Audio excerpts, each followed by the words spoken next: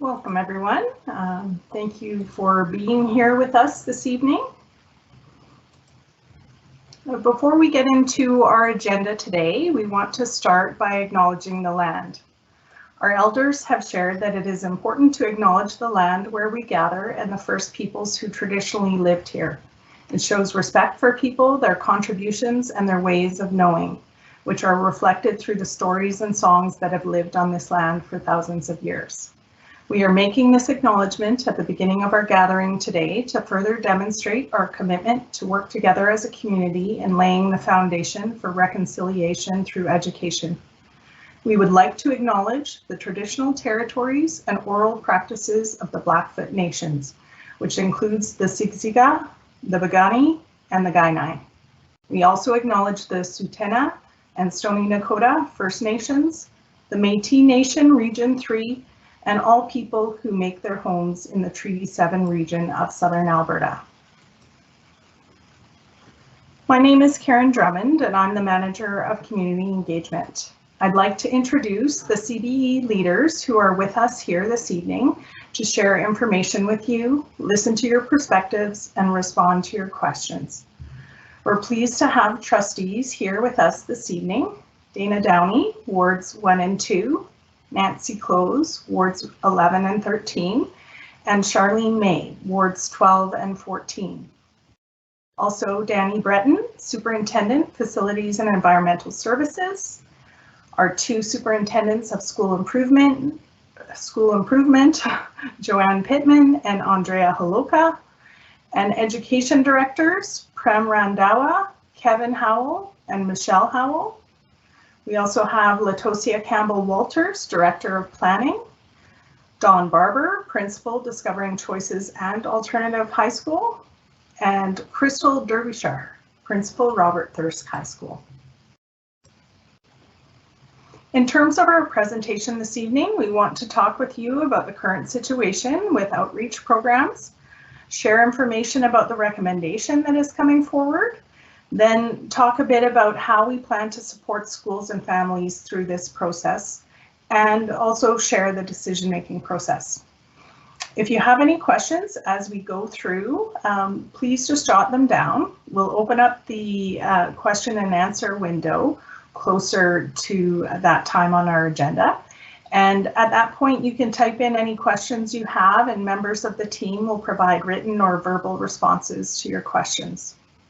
We have an hour for the discussion today, and we'll do our best to answer all your questions. But if some questions still remain, then there may be opportunities in the coming weeks to share that information with you.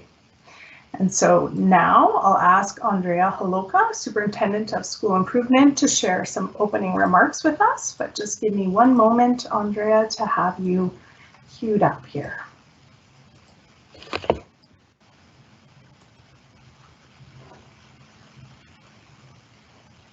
Okay, go ahead. Okay, thank you, Karen. And on behalf of the superintendents and the CBE, just really want to start by thanking you for your participation in this session this evening. And we're really pleased to share with you some information about the changes being proposed to the Discovering Choices program. So just in summary, what we're recommending is a move of the Bowness Discovering Choices program to Robert Thirsk High School, as well as moving the Westbrook Discovering Choices program to Alternative High School. So there are multiple reasons for these changes to be recommended at this time. So first and foremost is always consideration of our students. And we believe that these moves will provide enhanced learning opportunities for our students, while also allowing us to continue providing those individualized programming and supports that are being currently offered at their sites. The new locations, although close to current program sites, they actually provide increased access to some of our students by being situated within the 4 quadrants of the city.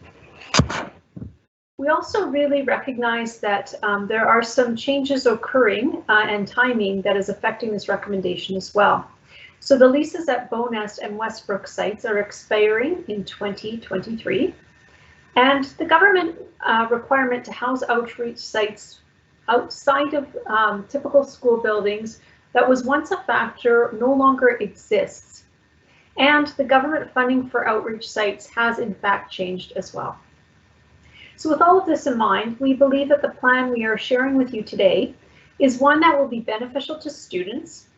And we want you to know that we're really committed to working with students and families affected by these changes to provide as smooth a transition as possible. So we thank you for your participation and for taking the time to share your perspectives with us today. Now I'd like to hand things over to Education Director Prem Randhawa to share some details about what is being proposed.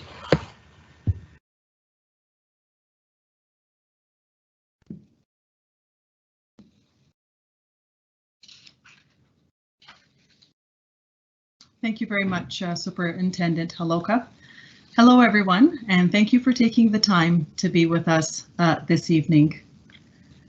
Within this recommendation, some of the things that we will continue to maintain is location opportunities for these 4 programs, which are supporting students within Discovering Choices. This will include Alternative High School, the downtown location, Northgate, and Robert Thirsk High School. All these sites have the space to support outreach students, and there would also be flexibility for students in considering which locations that they would like to attend. Students would work with the school admin and staffing teams on this process of intake. One of the things to also note, a part of this recommendation, is that the Nexus program that currently operates out of Bowness will relocate to the Northgate location, and this process will be in accordance with the work led by Inclusive Education. This transition will be aligned with the timeline proposed changes to come into effect for August and September of 2023. So in the next slide, we are looking at components around outreach supports for Discovering Choices students that will remain the same. This includes individual and flexible programming, psychology supports as aligned with current funding and resources, well-being supports, and access to current courses with an emphasis on core courses. There would be approximately 3 to 4 classrooms allocated for Discovering Choices students for core programming at both Robert Thirsk and Alternative High School. Once again, the core subjects would continue to be taught by Discovering Choices teachers and would be for Discovering Choices students. Additional opportunities that would be available to Discovering Choices students would include some of the following. This is an opportunity to enroll in additional CTS, which stands for Career and Technology Studies, courses, as well as other optional courses. Also, the ability to engage in extracurricular to support social emotional development, as well as access to a larger guidance and student services staff to support students. The other pieces is an opportunity, the other component is an opportunity to build professional learning networks among teachers at both Discovering Choices and their respective high school sites in the areas of academic programming and well-being. If Discovering Choices students choose to access CTS and optional courses, this would be along with the students registered at either Alternative High or Robert Thirsk High School. In the next slide is an opportunity to look at a few more specific details at the school locations and some additional opportunities within each of the sites. For outreach students who relocate to Alternative High School, students will have an opportunity to access CTS courses at either Alternative High or Central Memorial High School, which is located across the street at the CT Center. Further opportunities to access options courses will also be available to students attending either Robert Thirsk or alternative high school, and these will be explored in greater depth and detail within the transition plan. And now I'd like to hand things over to Kevin Howell, Education Director, Area 1, to talk a bit more about how we'll be supporting families and students through this transition.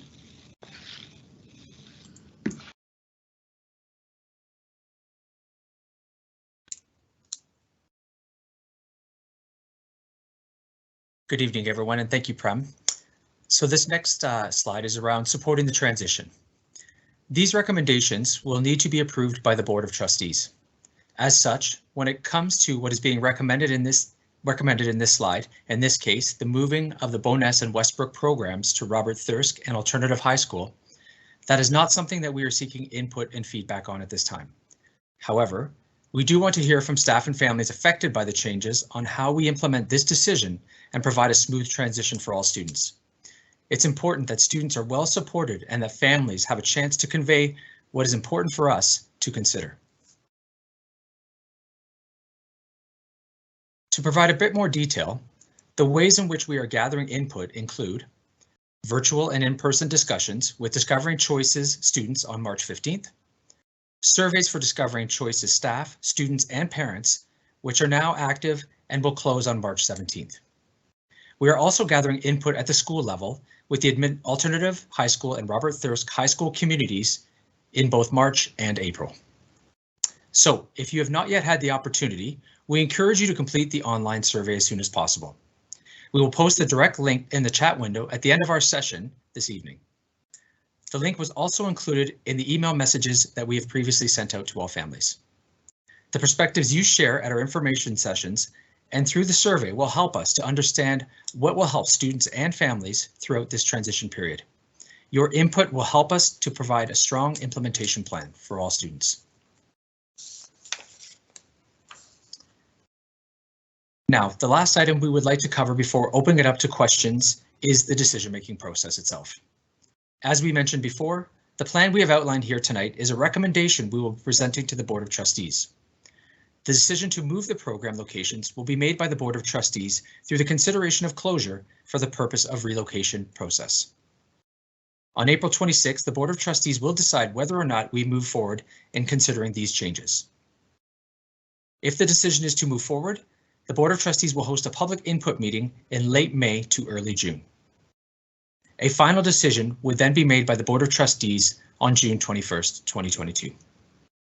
If these moves are approved, we would then confirm an implementation plan back by October of 2022. I will now turn it back over to Prem to speak to the question and discussion component of our session this evening. Thank you.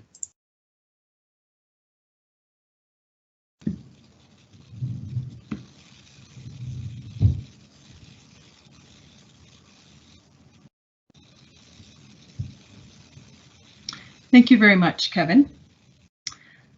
Now, at this time, we'll open things up to questions that you might have. On the slide are a couple of guidelines we can all keep in mind as we move through our discussion. You can type your questions in the chat window and we'll respond verbally or with a written response, as Karen noted at the start of our session. I'll ask Adele to let us know what questions that we have at this time. Prem, I'm not seeing anything right now in the queue, but maybe we could give a couple minutes for people to type something in if they have questions.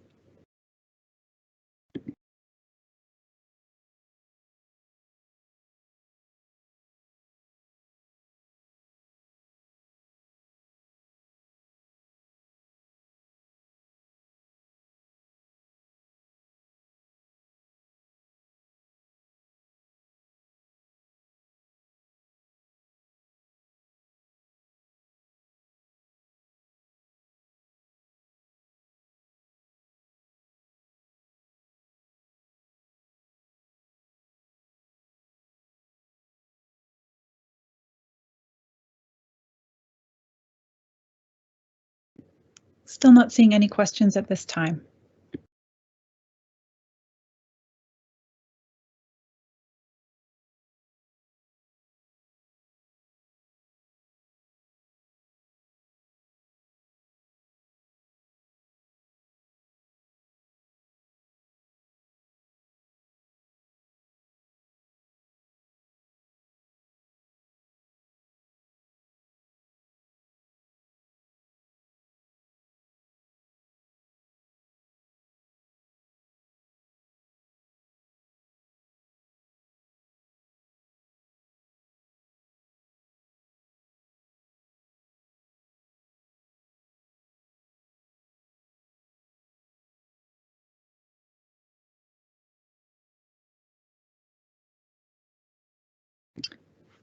Okay, I see a question here. The first question is from Michelle. How will it benefit the students how will it benefit the students in this if this program is for kids that cannot do work in a high school environment, and now you're moving into a high school, they will not succeed properly?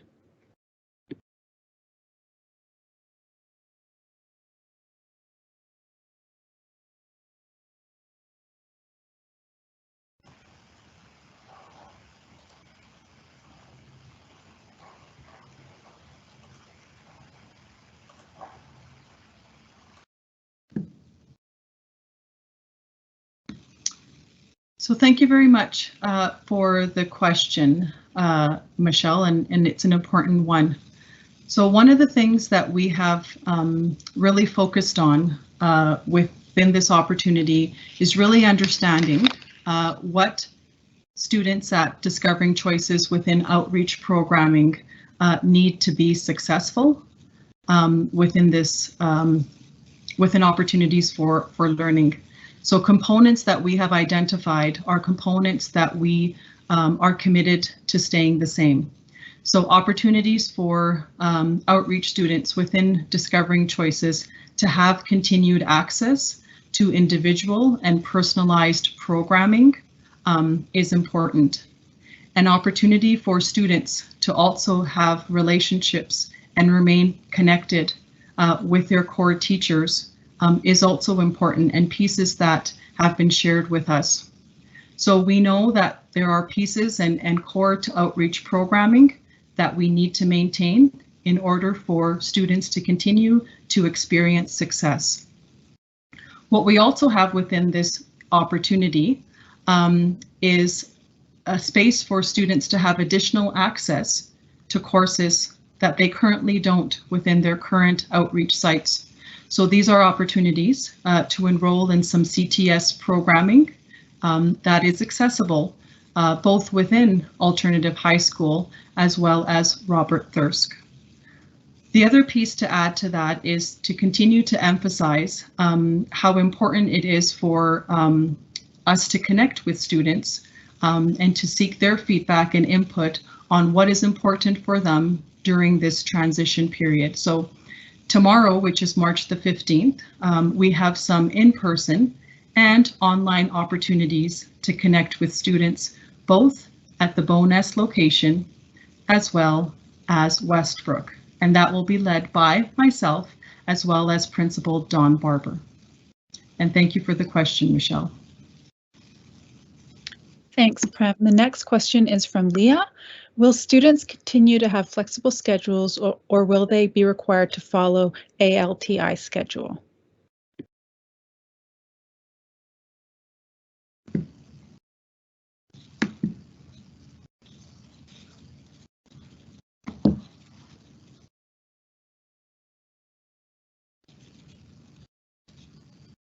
Thank you very much for the question, Leah, and it's a really important one.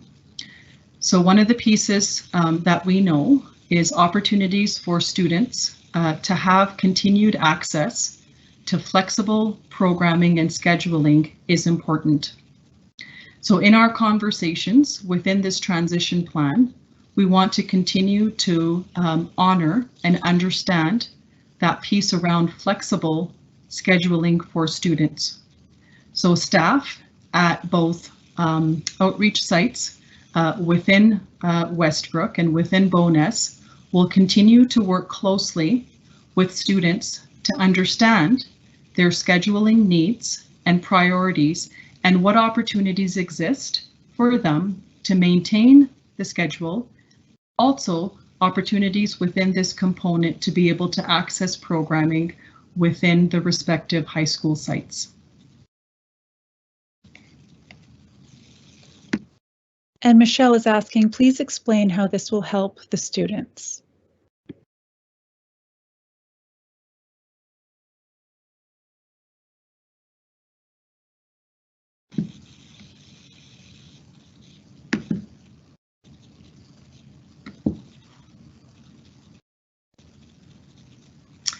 Thanks very much, Michelle, for the additional component related to your question.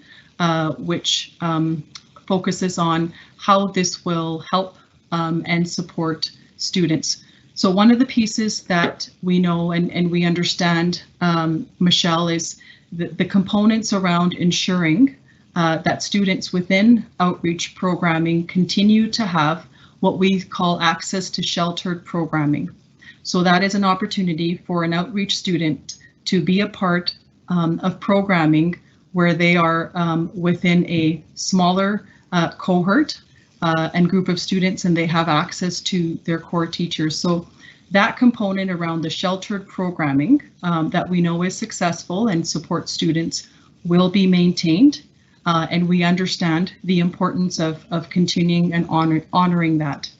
So in terms of being able to support students, we also know that our components around continuing well-being supports and also continuing access to the relationships and connections that they have with their current teachers within the outreach programming, all of those components will be maintained as we know that it supports students in their ability to be successful and also engage within programming.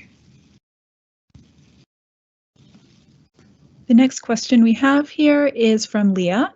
Why were the schools originally required to be off-site, and will those same objectives be met?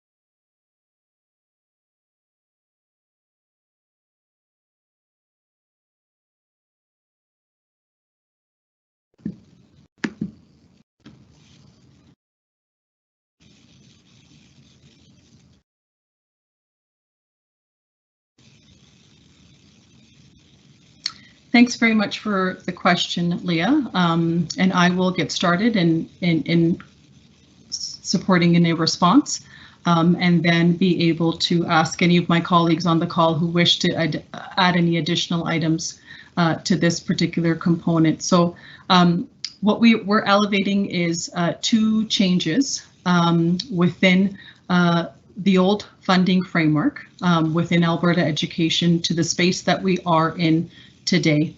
So some of the components that we were required to be able to adhere to, which is that each site was required to exist in a standalone facility, which was explicitly not operating within a school. There have now been shifts and transitions within that way of thinking and within that way of supporting students. And now we are working within a different funding framework that's made adjustments and changes, and it allows us to enter into new spaces and new opportunities. So within that opportunity is a journey of being able to explore what supports and programming we continue to maintain that we know support outreach students, and different spaces to be able to enhance what that access could look like within our high school supports. And now if any of my other Ed Director colleagues would like to add in any additional components, I would welcome that at this time.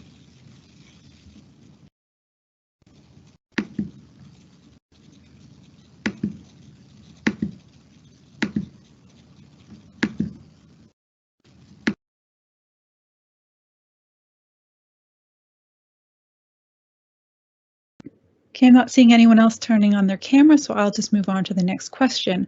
When would the transition occur if the implementation plan is to be finalized in October 2022?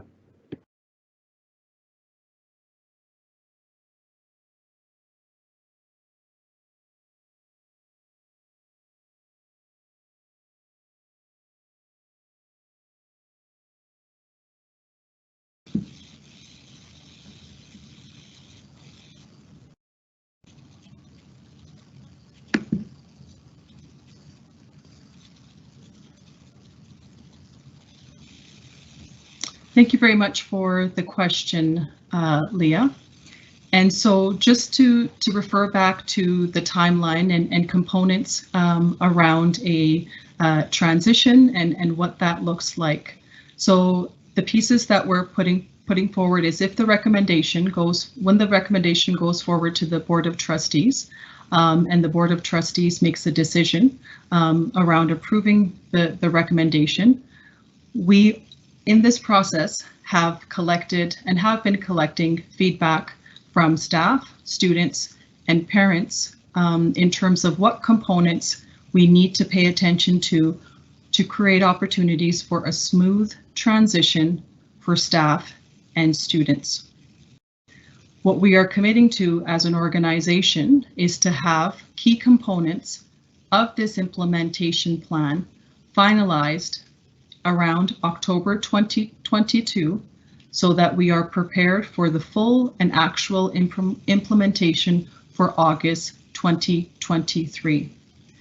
So what that creates is that creates a space for a full school year ahead to be able to take the implementation plan and be very thoughtful around what this will look like in the schools, what this will mean for students, and how we will support staff around those components. So we are in a place where we will have a plan in October and have an opportunity to implement that and put that in action for the remainder of the 2022-2023 school year for full implementation at the startup of August 2023. And this next question is from Paul. Will there be school fees associated with this transfer to Normal High School?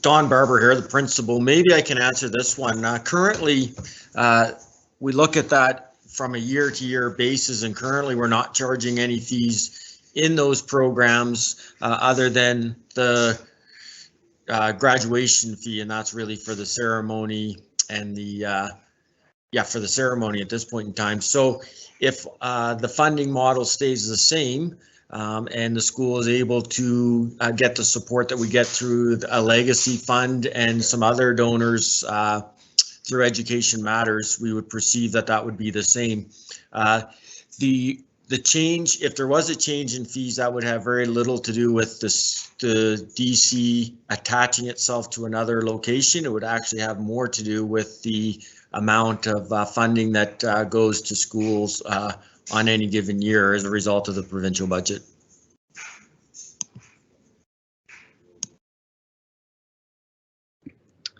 Great. The next question here is, lots of students struggle immensely processing changes like this, and a lot of the time trying to process a change like this can affect a student's work ethic and motivation in the classroom.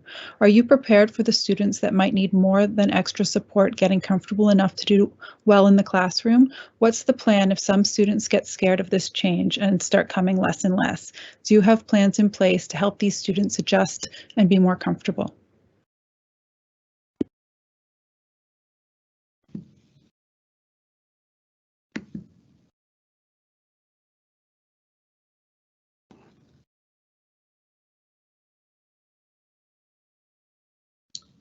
Thank you very much for the question, and I will get started, and then I'll ask Principal Don Barber to add any components that I may have not highlighted. So the pieces around student transition and programming continue to be guided by our principles of remaining student-centered. In terms of those supports. We know that the students within the outreach programming have strong connections and relationships with the teachers who are currently supporting and serving them. So we know that in order for students to be successful and have that warm and welcoming and caring environment, those relationships will continue as those teachers will be transitioning with them from their respective sites at Bowness and Westbrook to the new locations that are served. We also know that within this transition, there needs to be mindful opportunities for students to be able to tour the spaces and look at the buildings that they will be transitioning into. So once again, we go back to understanding the principles around remaining student-centered within this approach. We understand the importance of those connections that students have with the staff that serve and support them, and being able to honor and continue those components. And now I'll pass it along to Principal Dawn Barber to add any additional components around transitions and supporting students.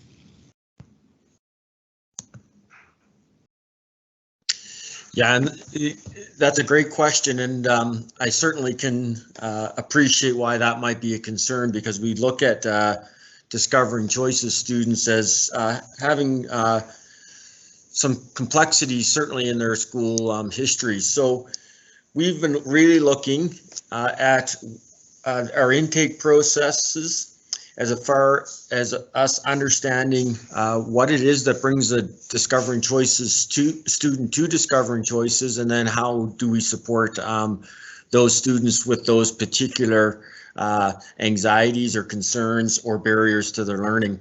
What we've done and what we'll continue to do is attach the student to a behavior support worker or a counselor at the school, and we make that connection and that relationship from day one, and we're hopeful that that relationship certainly supports students in making a communication, certainly, or having communication and engaging that student throughout that transition and having them feel comfortable in the Discovering Choices site.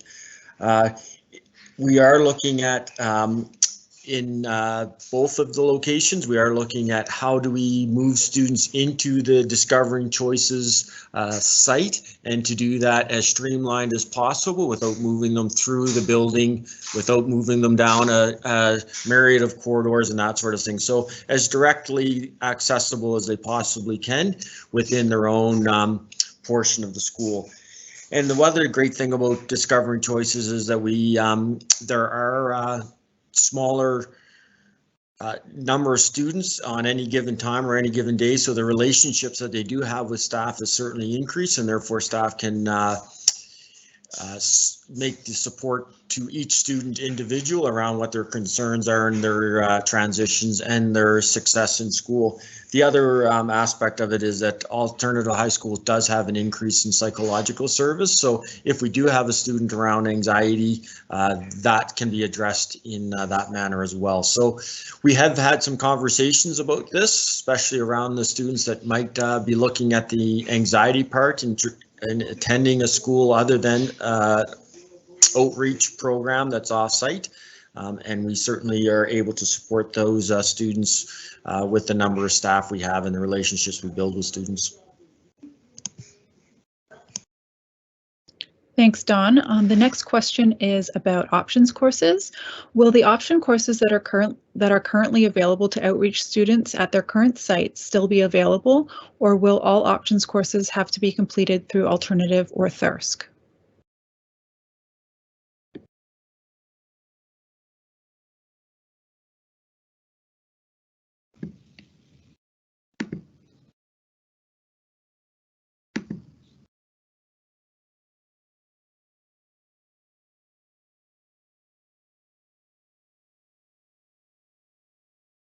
So thank you for the question. And once again, I will get started in providing a response, and then ask Principal Dawn Barber to add any additional comments at this time. So within the opportunity that we have, once again, we're continuing to understand the importance of continuing to offer core programming and sheltered supports for students within that cohort opportunity that they have with their Discovering Choices staff member. What we also see is an opportunity for students who are ready and able to be able to provide them additional options as well as CTS programming within their respective sites. We understand and know that this is a transition, and transition process will look differently from year 1, year 2, and year 3. And so we are honoring and recognize the importance of understanding what a student's schedule would look like, what opportunities would they like to access, and what flexibility we have to continue that within the outreach, within the Discovering Choices staff, and what opportunities might be available to extend that. So to answer the question, there is flexibility in understanding timetabling and scheduling of students, as well as their needs, and what staff we have available to be able to provide this opportunity. So I'll pass it along to Principal Dawn Barber to add any additional points of consideration.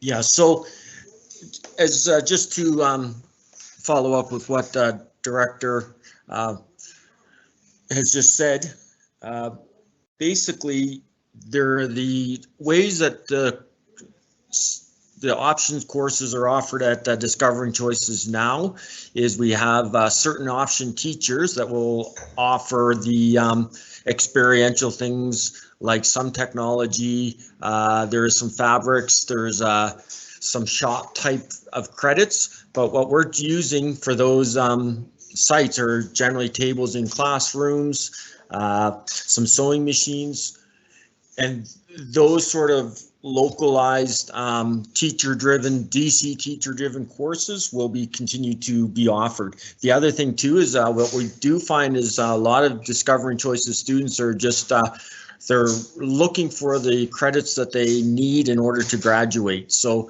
they're not looking for an exploratory program as much as they're looking for the necessary credits in order to graduate, and therefore they're far more streamlined in what it is they take. And so often they take things like the general psychology or some of the forensics courses, some of the world geography courses, and those are textbook, pen, paper, exploratory courses to gain those other credits. Where the real opportunity comes under in this scenario, though, is at Westbrook, we already use the CT Center that is attached to Central Memorial High School. We do have some students that attend there. At the Bowness location, it is a little bit further away, and so therefore most of the CTS courses that are offered there are offered in-house. Moving to another setting, again, the Westbrook students would still be able to access the CT Center, but they would also be able to access some of the programs that are housed within Alternative High School. And the students going to DC at Thirsk would also be able to potentially access some of the option courses that are there. Now, the way that would happen is probably a student that might have a significant interest in an option course and could dedicate and commit to that, then could be scheduled in a time scheduled where they would be able to attend that CTS shop class or that mechanics class or the cosmetology class, let's say. However, there is another option there too, is what would happen as well is when those CTS spaces or fine art spaces aren't being occupied by, say, a Thirsk student or a Thirsk class or an alternative high school student or class, that there would be the potential for a DC teacher to take over that space and teach those DC students in that space. So it does, again, without being there and without the scenario, without actioning the scenario, but there is a multitude of opportunities that housing Discovering Choices students attached to a larger environment would offer for CTS and fine arts programming. Okay, moving to the next question. With all of the changes, there will be challenges with acceptance. Some kids that will be unable to adapt to this. What is Plan B with these kids?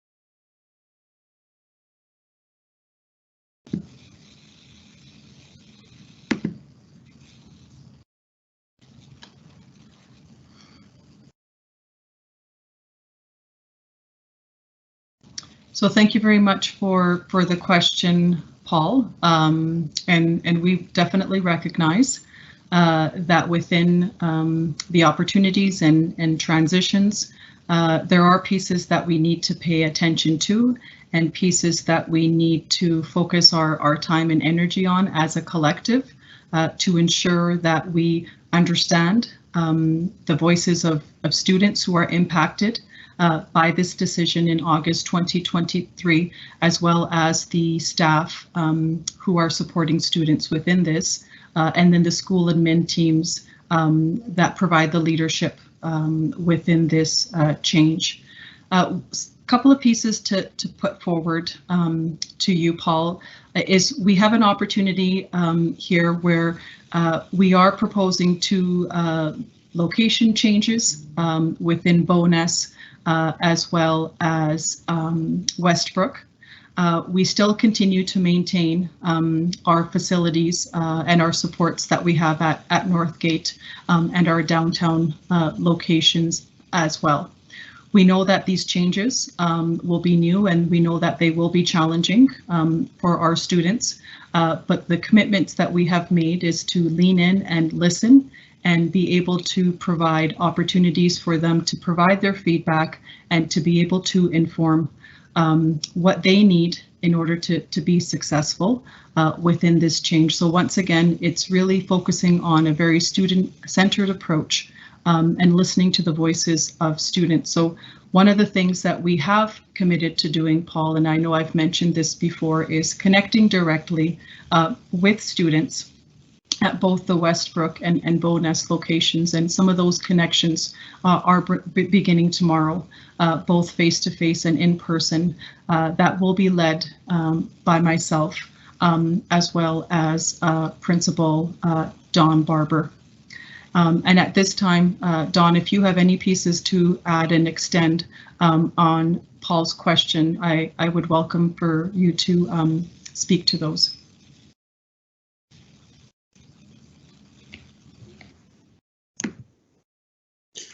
Could I have the question repeated just so I'm clear? Yep, I'll read it again. Paul is asking, with all the changes, there will be challenges with acceptance. Some kids that will be unable to adapt to this, and what is Plan B for these kids?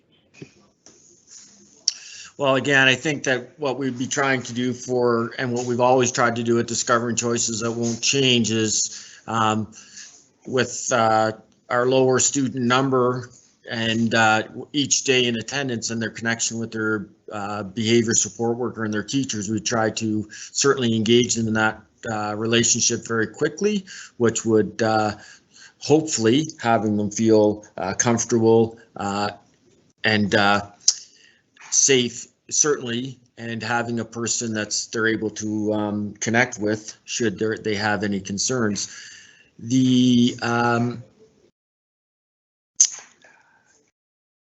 So and again, what we talked about is this being predominantly a school within a school, in the sense that doesn't sort of change. I don't know that there would be there wouldn't need to be a significant amount of extra exposure for the young person to the general population of either school. So I don't know if we're assuming that there would be a great deal of increased social pressure on these DC students. The other thing then that we could think of too is that there are two DC locations that are still outreach as far as on their own site. And so for a student that was potentially uncomfortable with the other two sites, certainly supporting them potentially with those two choices could be an option as well. So we do have some options along the continuum of how a student could engage with DC. Okay, and Paul is also asking, what makes you believe that this is the best choice for these students? This program was implemented for those children to help them. How is this drastic change going to help, and what were the deciding factors to bring these changes to light?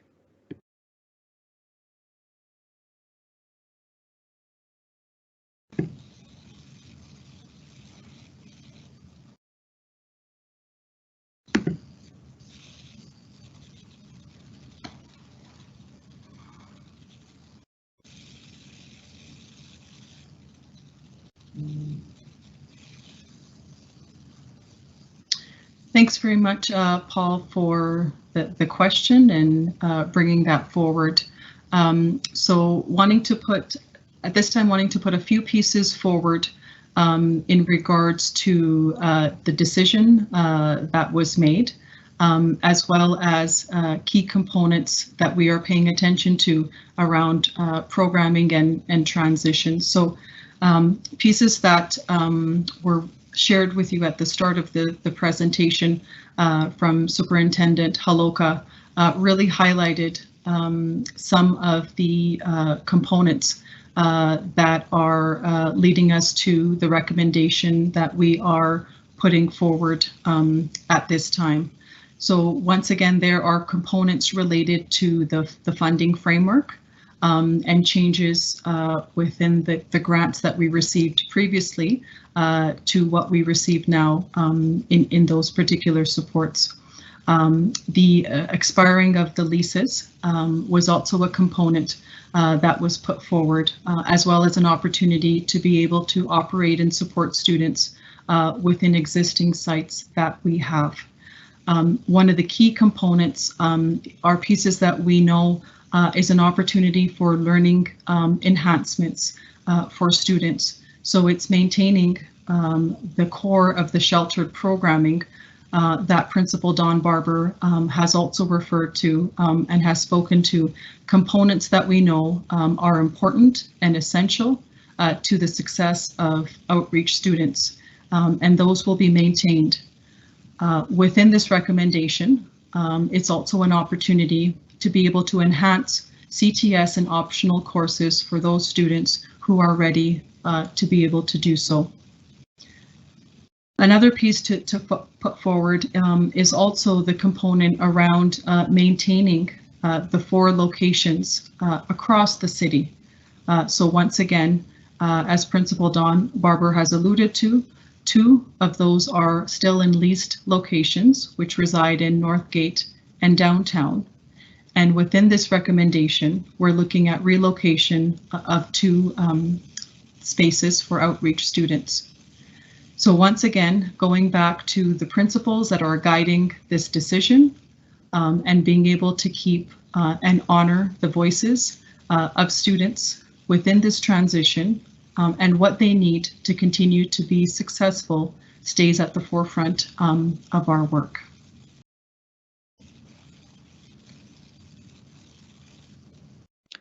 Thanks, Prem. And I believe Don Barber might have touched on this next question, but Michelle's asking, if kids don't want to go into a high school setting, can they switch to a different location?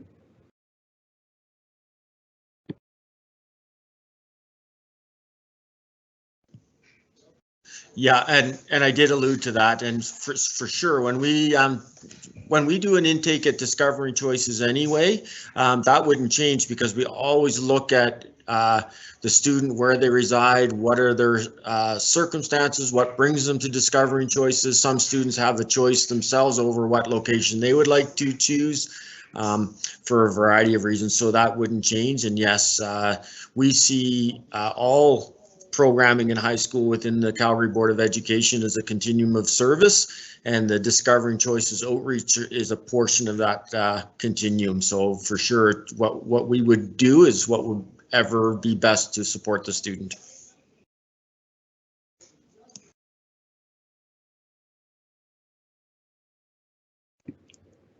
Okay, I see one more question here.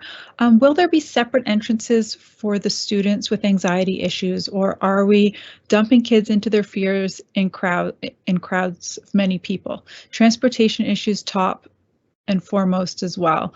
Any thoughts for the commutes to those other locations?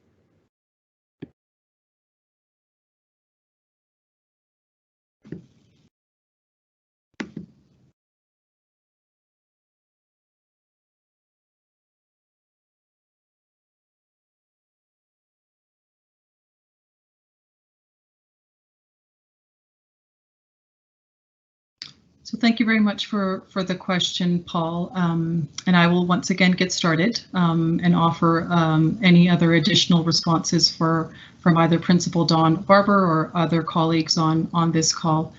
So components around operational logistics for what it would look like for an outreach student making their way through Robert Thirsk or alternative high school has been given consideration. So to answer your question, yes, we are looking at opportunities for what an entrance or an exit would look like with students who are, as you are mentioning, Paul, do have anxiety issues, and we need to be really mindful of this in support of our students and their transition. So components around entrances and exits, accessibility, spaces within the respective high schools, all of those have been a part of the conversation, and all of those pieces are being highlighted in terms of that transition plan and implementation plan at the respective school sites. At this time, if there are any additional comments, Principal Don Barber, I would welcome you to share those pieces. So when we look at the actual site location, certainly we're looking at what would be the most direct route for a young person to, like I said, be within the school at discovering choices. I know that at the alternative high school location, there will be a door that goes right into to the discovering choices area, and there would be no reason for a student to be within that general alternative high school population. I'm thinking at Thirsk. I don't know the facility as well, but they're taking a look at what that might look like. The other aspect of this too is that the luxury that we have at Discovering Choices is altering arrival and departure time. So it's as easy as just having a student arrive a little bit earlier or later to avoid the crowds. Thank you, Don. And I'm not seeing any more questions here in the queue. So there's about 5 minutes left in the meeting. So I will pass it over to Prem for some closing remarks. Thank you so much, Adele, and thank you for moderating all of the questions and bringing that forward to the team.